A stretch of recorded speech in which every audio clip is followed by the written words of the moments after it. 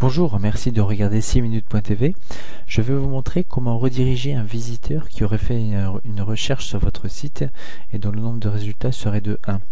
Il est inutile de lui donner une page affichant 7 uniques résultats, autant la mener directement sur ce résultat qui l'intéresse.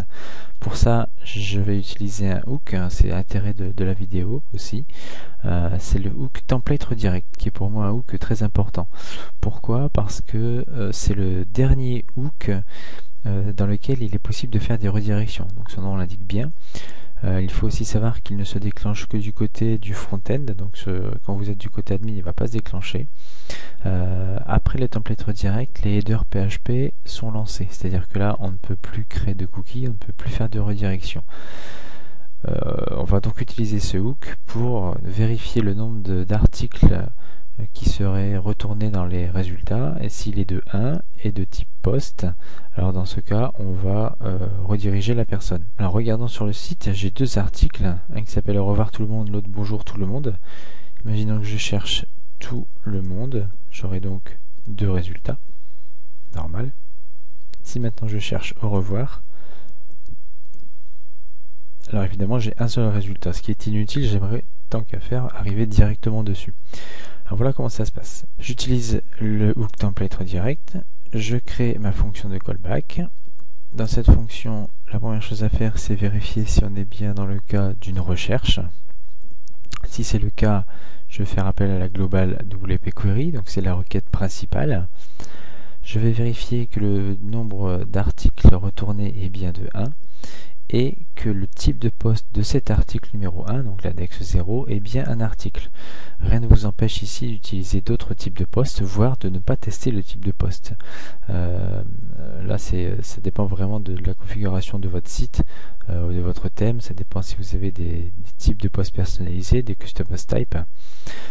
Et dans ce cas présent, donc un article de type poste dans une recherche, je vais utiliser la fonction WP redirect qui va donc me rediriger. Et sur quelle adresse? Eh bien, je vais aller chercher le permalien de cet article. Donc pour ça, j'utilise getPermalink et je passe l'ID de l'article en question. Donc le premier, c'est-à-dire l'index 0.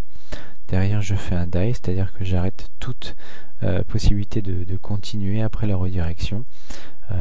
C'est une question de sécurité.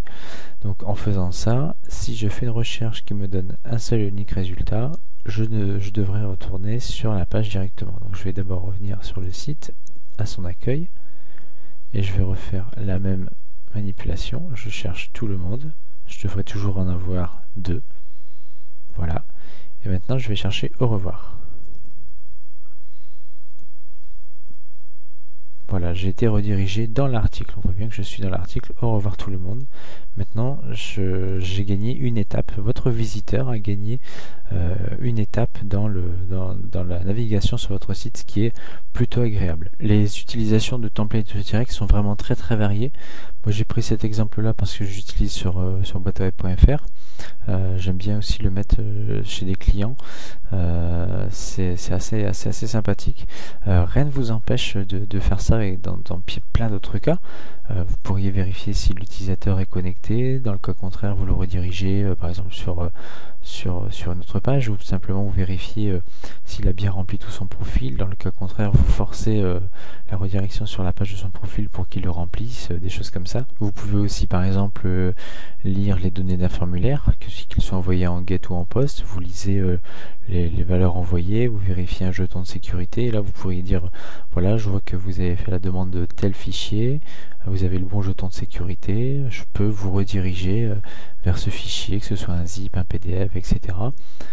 Vous utilisez les templates redirect pour rediriger cette personne correctement, ça fonctionne aussi. C'est aussi ce hook qui est utilisé dans beaucoup de plugins pour par exemple empêcher le listing des pages auteurs.